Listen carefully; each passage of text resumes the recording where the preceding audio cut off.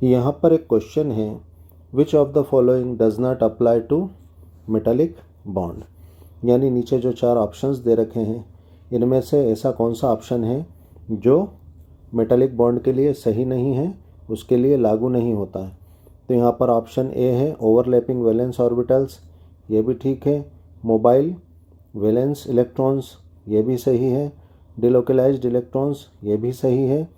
Highly directed bonds, ये जो है हाईली डायरेक्टेड बॉन्ड्स जो है मेटालिक बॉन्ड्स के लिए नहीं होता है। तो यहाँ पर हमारा आंसर क्या होगा, ऑप्शन डी।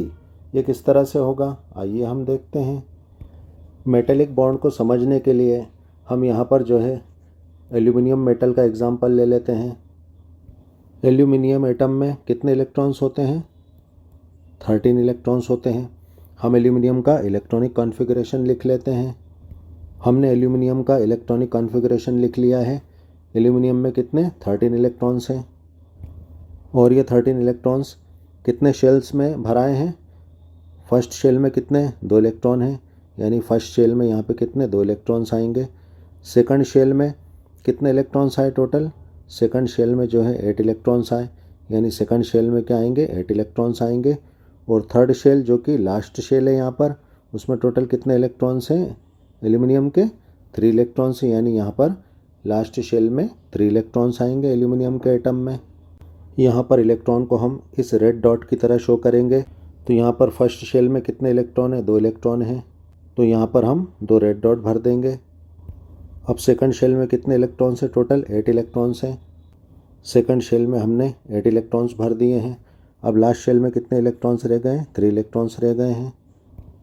हमने जो यहाँ पर एल्यूमिनियम के लास्ट शेल में 3 इलेक्ट्रॉन्स भर दिए हैं। हम जानते हैं किसी भी एटम के सबसे लास्ट शेल को हम क्या कहते हैं, आउटर मोस्ट शेल या वैलेंसी शेल कहते हैं, यानी संयोजकता कोश कहते हैं। ये एल्यूमिनियम एटम का क्या है, न्यूक्लियस है। हम जानते हैं मेटल की टेंडेंसी प्रवृत्ति क्या होती है, वो इलेक्ट्रॉन्स को बहुत आसानी से छोड़ देता है। तो यहाँ पर एल्यूमिनियम भी जो है अपना इलेक्ट्रॉनिक कॉन्फ़िगरेशन नोबल गैस की तरह करने के लिए, यानी किसकी तरह करने के लिए, नियॉन की तरह 10 इलेक्ट्रॉन्स करने के लिए क्या करता है, अपने 3 इलेक्ट्रॉन्स को, यानी सबसे लास्ट शेल के 3 इलेक्ट्रॉन्स को क्या कर देता है, रिलीज़ कर देता है, छोड़ देता है। यानी एल्यूमिनियम मेटल के ये जो 3 इलेक्ट्रॉन्स हैं, ये एल्यूमिनियम मेटल के लेटिस में इस वैलेंसी शेल से बाहर आकर, यानी डिलोकलाइज होकर इस एल्यूमिनियम मेटल के लेटिस में जो है फ्री घूमते रहते हैं, यानी अपनी जगह को छोड़ देते हैं, यानी डिलोकलाइज हो जाते हैं।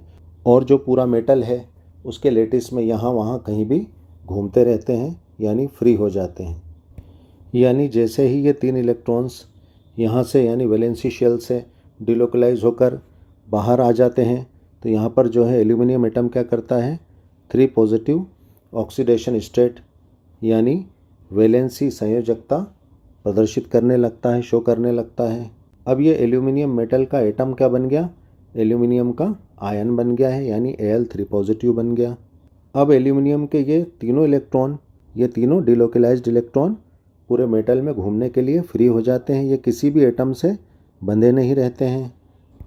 इन इलेक्ट्रॉन्स को हम क्या कहते हैं, डिलोकलाइज्ड इलेक्ट्रॉन्स। इस वैलेंसी शेल से जब ये 3 इलेक्ट्रॉन्स निकल गए हैं, उसके बाद जो बचा हुआ एटम है, इस एटम को हम क्या कहते हैं, कर्नेल कहते हैं।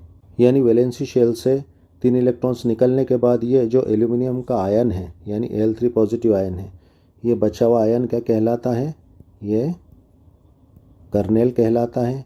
इसको हम कोर भी कहते हैं। अगर हम एल्यूमिनियम आयंस के 3-4 आयंस को इन डिलोकलाइज्ड इलेक्ट्रॉन्स के साथ अगर शो करें तो ये किस तरह से दिखेगा। हमने यहाँ पर जो है एल्यूमिनियम आयन के 5 आयंस ले लिए हैं और यहाँ पर रेड डॉट्स से इनके द्वारा छोड़े गए 15 इलेक्ट्रॉन्स को हमने यहाँ पर शो कर दिया है। हम जानते हैं एल्यूमिनियम आयन का जो लेटिस होता है वो क्या होता है, फेस सेंटर्ड क्यूबिक लेटिस होता है।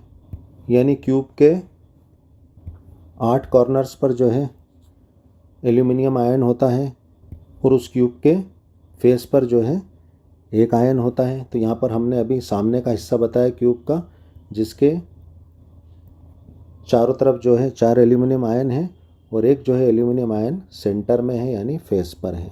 तो जैसा कि हमने बताया था एल्यूमिनियम का इलेक्ट्रॉनिक कॉन्फ़िगरेशन क्या होता है, ये हमारा जो एल्यूमिनियम का इलेक्ट्रॉनिक कॉन्फ़िगरेशन है, जिसमें फर्स्ट शेल में क्या होता है 2 इलेक्ट्रॉन होते हैं और उसमें क्या होता है एस सब शेल होता है।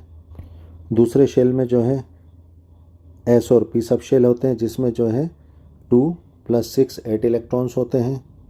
और लास्ट वाले शेल में यानी वैलेंसी शेल में जो है एस सब शेल और पी सब शेल होते हैं, और जिसमें टोटल जो है 3 इलेक्ट्रॉन्स होते हैं जो कि एल्यूमिनियम आयन से बाहर हो जाते हैं, यानी वैलेंसी शेल को छोड़कर बाहर की तरफ डिलोकलाइज होकर घूमते रहते हैं रेंडमली, है ना, जहाँ उनको जगह मिलती वहाँ घूमते रहते हैं, यानी इन वैलेंसी शेल्स को, सबसे लास्ट शेल्स को ये छोड़ देते हैं। हम जानते हैं इस सब शेल में क्या होता है एक ऑर्बिटल होता है, इस एस में भी एक, पी में कितने होते हैं हम जानते हैं 3 ऑर्बिटल्स होते हैं, फिर इस एस में एक ऑर्बिटल और इस पी में जो है 3 ऑर्बिटल्स होंगे। यानी सबसे लास्ट शेल में वैलेंसी शेल में क्या है एस और पी सब शेल है, और उसमें क्या है एक एस का और 3 पी के ऑर्बिटल्स हैं। तो यहाँ पर अगर हम देखें तो इस L3 पॉजिटिव आयन का ये वैलेंसी शेल और इस L3 पॉजिटिव आयन का ये वैलेंसी शेल यहाँ पर इस जगह जो है एक दूसरे को ओवरलैप कर रहे हैं। यहाँ पर देखें तो ये, यहाँ पर देखें तो ये जो है आपस में ओवरलैप कर रहे हैं वैलेंसी शेल, यानी यहाँ पर इनके ऑर्बिटल्स भी क्या कर रहे हैं एक दूसरे को ओवरलैप कर रहे हैं। यहाँ पर ये ओवरलैप कर रहे हैं और यहाँ पर ये दोनों आयन से एक दूसरे को अपने वैलेंसी शेल्स से ओवरलैप कर रहे हैं, यानी यहाँ पर इनके वैलेंसी शेल्स के ऑर्बिटल्स का क्या हो रहा है ओवरलैपिंग हो रहा है, जो कि हमारा फर्स्ट ऑप्शन है, जो कि क्या है ओवरलैपिंग वैलेंस ऑर्बिटल्स। तो हमारा जो है ए वाला ऑप्शन राइट है। हमारा दूसरा ऑप्शन यानी बी ऑप्शन क्या है मोबाइल वैलेंस इलेक्ट्रॉन्स, तो सही बात है। यहाँ पर जो है वैलेंसी शेल इलेक्ट्रॉन्स जो है एटम से यानी वैलेंसी शेल से बाहर आकर, है ना, एटम के वैलेंसी शेल से सबसे लास्ट शेल से बाहर आकर जो है ये पूरे मेटल लेटिस में इधर उधर घूमते रहते, यानी मोबाइल होते हैं ये, यानी हमारा सेकंड ऑप्शन भी राइट है।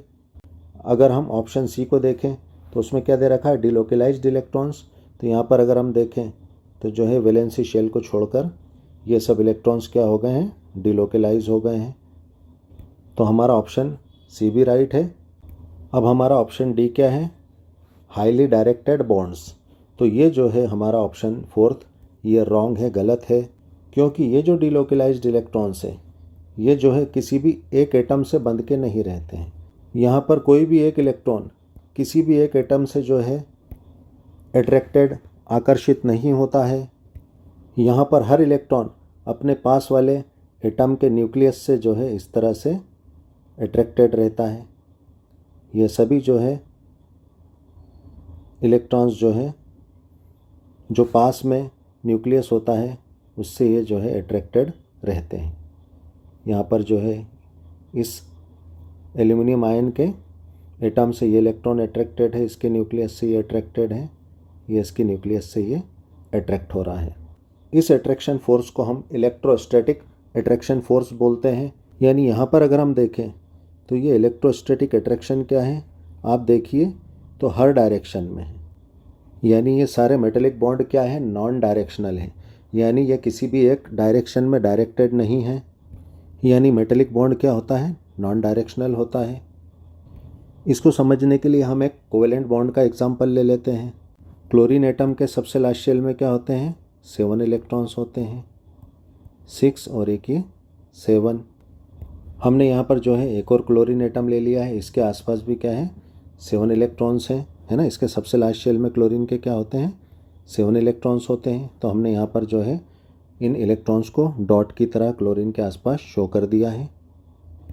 ये क्लोरीन एटम्स अपना ऑक्टेट कंप्लीट करने के लिए पास में आते हैं और अपने इस एक इलेक्ट्रॉन से क्या कर लेते हैं आपस में एक बॉन्ड बना लेते हैं, यानी कोवेलेंट बॉन्ड बना लेते हैं। और ये बॉन्ड क्या होता है इन दोनों एटम के इंटरन्यूक्लियस एक्सिस के हॉरिजॉन्टल होता है है ना, इसके पैरेलल होता है। यानी इसे अगर हम एक्स एक्सिस माने तो ये क्या होता है, एक्स एक्सिस पर ये बॉन्ड क्या होता है, डायरेक्टेड होता है, यानी डायरेक्शनल बॉन्ड होता है। कोवेलेंट बॉन्ड क्या होता है, डायरेक्शनल होता है। इस घटना को, इस फिनोमिनन को हम ऑर्बिटल्स की तरह भी शो कर सकते हैं। ये हमारा एक क्लोरीन एटम है, यहाँ पर जो है इसके आसपास 7 इलेक्ट्रॉन है, तो 2 इलेक्ट्रॉन इस ऑर्बिटल में, 2 इधर 2 इधर, और 1 इलेक्ट्रॉन जो है यहाँ पर था। ये हमारा दूसरा क्लोरीन एटम था, यहाँ पर इस ऑर्बिटल में 2 इलेक्ट्रॉन, यहाँ पर ये 2, यहाँ पर ये 2, और 1 इलेक्ट्रॉन जो है इस ऑर्बिटल में था। तो यहाँ पर ये दोनों क्लोरीन एटम अपने एक एक इलेक्ट्रॉन लेकर ये दोनों ऑर्बिटल्स पास आ गए, और यहाँ पर जो है एक बॉन्ड का फॉर्मेशन इन्होंने कर लिया। और ये बॉन्ड क्या है, जो है इंटरन्यूक्लियर एक्सिस पर इस तरह से ये डायरेक्टेड है, यानी एक ही डायरेक्शन में है। यानी ये क्या है, कोवेलेंट बॉन्ड डायरेक्शनल होता है। जबकि हमें ऑप्शन डी में क्या कहा जा रहा है, हाईली डायरेक्टेड बॉन्ड्स। तो हमारा जो है ऑप्शन डी करेक्ट आंसर होगा, क्योंकि ऑप्शन डी क्या है, रॉन्ग है। क्योंकि हमें क्वेश्चन में क्या पूछा जा रहा है कि मेटेलिक बॉन्ड के लिए क्या अप्लाई नहीं हो सकता है। तो यहाँ पर जो है ऑप्शन डी अप्लाई नहीं हो सकता है मेटेलिक बॉन्ड के लिए। एल्यूमिनियम मेटल के लेटिस को अगर हम सामने की तरफ से अगर इसको देखें तो हमें ये इस तरह से नज़र आता है। तो इसको देखने से ऐसा लगता है कि ये जो मेटल आयंस हैं, एल्यूमिनियम मेटल के ये जो आयंस हैं, कर्नेल्स हैं, ऐसा लगता है कि ये इन इलेक्ट्रॉन्स के समुद्र में, सी में तैर रहे हैं, और ये सारे metal ions in delocalised electrons से जो है अट्रैक्टेड रहते हैं, और ये डिलोकलाइज्ड इलेक्ट्रॉन्स इन पूरे मेटल लेटिस में घूमने के लिए फ्री होते हैं। यानी कोई भी इलेक्ट्रॉन अपने लिए जगह फिक्स नहीं बनाता है, पूरे मेटल लेटिस में ये फ्री घूमते रहते हैं।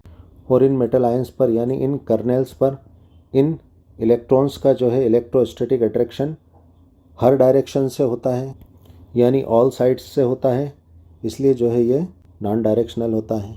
तो ये हमारे मेटेलिक बॉन्ड के कैरेक्टर होते हैं, लेकिन हमारा जो फोर्थ ऑप्शन होता है वो मेटेलिक बॉन्ड के कैरेक्टर को शो नहीं करता है, यानी मेटेलिक बॉन्ड के लिए अप्लाई नहीं होता है, जो कि हमारा आंसर है। Thanks for watching. वीडियो को लाइक कर देना, फटाफट सब्सक्राइब करो।